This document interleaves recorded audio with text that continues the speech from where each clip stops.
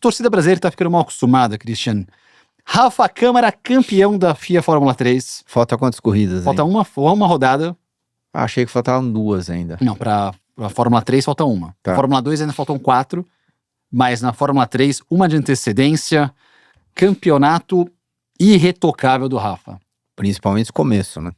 Começo, tudo bem, acho que no meio do campeonato, mais ou menos, não podemos nem falar que foi Deu uma oscilada, né? deu uma oscilada, mas é que chega uma hora você fica mal acostumado, né? Porque ele começou tão bem que Sim. é óbvio que toda a prova você tá esperando ele lá em cima. E de repente se é que a gente pode chamar de oscilada ou essa situação adversa que ele teve no meio do caminho, absolutamente normal, e acabou faturando. Tá me lembrando muito um tal de Gabriel Bortoleto. Então, uma coisa muito doida que você falou do Gabriel Bortoleto, o Gabriel, ainda nós temos mais uma etapa, tá? Então, claro que ele pode somar mais pontos, o Rafa, do que o Gabriel. Mas uma coisa que eu achei diferente dessas trajetórias, o Gabriel ele foi um cara muito mais constante no ano, tipo, sempre pontuando nas 2 provas, na sprint e na prova longa. Teve apenas 2 vitórias. O Câmara, o Rafa, 4 vitórias, 5 poles. Então a posição de largada é a segunda melhor da história da Fórmula 3 até agora, perdendo só pro Ghiotto. Mas assim, tá perdendo por nada. A posição média de largada na prova principal do Rafa Câmara é 2,8 e a do Ghiotto era 2,7. Então, tipo, praticamente a mesma coisa. E o Ghiotto foi vice-campeão do Ocon na temporada 2015. Só que o Rafa, na prova longa, que é a que dá mais pontos, sim, ele destruiu em relação a todo mundo. De 226 pontos possíveis nas provas longas, ele somou 138. Então, tipo, ele ganhou o campeonato pole e prova sprint, e o Gabriel venceu o campeonato ganhando 2 corridas. O Rafa tem 4 vitórias, mas foram trajetórias diferentes com campanhas que acabaram combinando no título no primeiro ano dos 2. Eu acho que é óbvio que ele se colocou numa posição muito forte, é óbvio que a gente vai ver ele correndo de Fórmula 2 na próxima temporada, e faz parte daquilo que a gente comenta toda semana, né? Faz parte do funil. O funil tá ficando cada vez mais fino e o ano que vem vai ser mais difícil. Idealmente, se ele conseguisse entrar e ganhar, seria a situação perfeita. De novo, uma fotocópia do Gabriel. Sim. Gabriel ganhou a Fórmula 3 no primeiro ano, foi para a Fórmula 2, ganhou a Fórmula 2 no primeiro ano, entrou na Fórmula 1 e tá fazendo o que tá fazendo. Sim.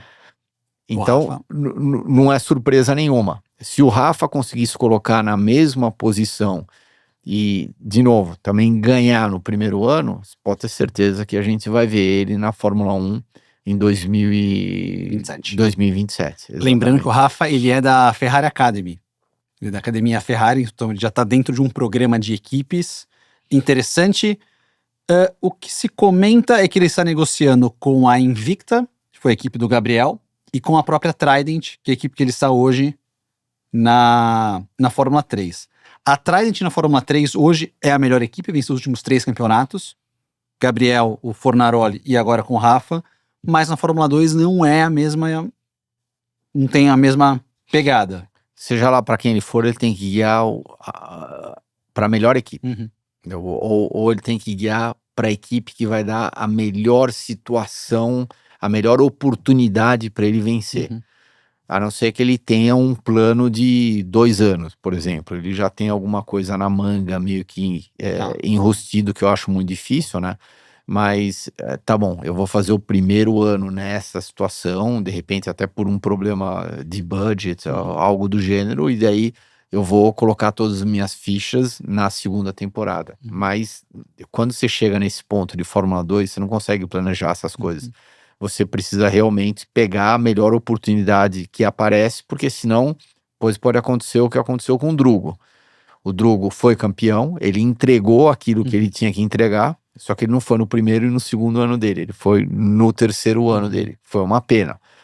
O que aconteceu? Ele ficou 2 anos meio que fora, parado, não participou de nenhum campeonato em si. Agora querendo ou não, já fazem 2 anos e meio, né, que ele não tá guiando nada. Eu temo dizer isso, eu adoraria que eu tivesse errado, mas de repente o bonde, eu acho que da Fórmula 1 já passou para ele. Só para atualizar em relação ao Drugo, tem ainda A chance na Cadillac. Sim. Se a Cadillac optar por um piloto experiente e um jovem. Ele tá na briga com outros 2 nomes. Um é o Jack Crawford, que tá correndo na Fórmula 2, é o vice-líder. O outro é o Vesti, que também foi campeão, acho que foi vice-campeão da Fórmula 2 e corre com ele no IMSA, de Cadillac também. Não, tá na mesma equipe. Tá na mesma equipe, tá na mesma equipe. São os que estão brigando ali desse perfil mais jovem hoje na última lista, pelo menos atualizada. Pô, a Cadillac cada hora tem uma lista, né?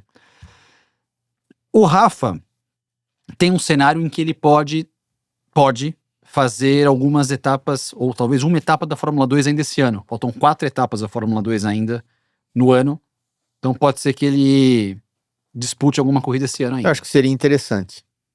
Eu sinceramente, eu acho que seria interessante porque ele vai ter um meio que head start para a temporada de 26 e já vai começar a conseguir visualizar o que esperar de um carro de Fórmula 2, como é uma corrida de Fórmula 2, e eu acho que, independente do resultado dele, é óbvio que a gente gostaria que fosse um ótimo resultado, mas independente do resultado, a hora que ele descer do carro, ele vai voltar para casa, ele vai ter 3, 4 meses para digerir tudo aquilo que ele aprendeu nessa única corrida que ele participou, ou nessas únicas 2, por exemplo, para ele se preparar melhor para a temporada de 26.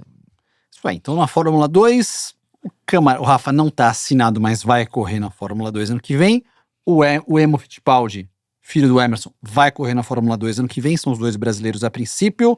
Possivelmente na Fórmula 3 ano que vem a gente vai ter o Gabriel Gomes, que é um cara que está se destacando na Fórmula 4, na Europa, na italiana e num campeonato europeu. Então mais um pra gente ficar de olho, Gabriel Gomes, nos próximos anos. E um que vai esse fim de semana pra pista. Então, de repente o Brasil até que não tá mal agora, né? Porque tá com piloto na Fórmula 1, piloto na Fórmula 2, piloto na Fórmula 3. Possivelmente pra Fórmula 3. Exatamente. Possivelmente pra Fórmula 3 e de repente alguém entrando lá embaixo, né? Então, nossa, como as coisas mudam, né? Porque há 2 anos, não, 2, 3 anos 2017 atrás. 2017 a gente não tinha nada, né? Tinha nada, praticamente. Nada in the pipeline. Nada em pipeline. E tem ainda no pipeline, gostei disso, da Indy, Caio Collet, volta esse fim de semana em Portland, 3 etapas para o fim, 44 pontos atrás do Hauger, comeu a diferença no último fim de semana em Laguna Seca, embalado, Caio Collet também aí brigando pela Indy Next.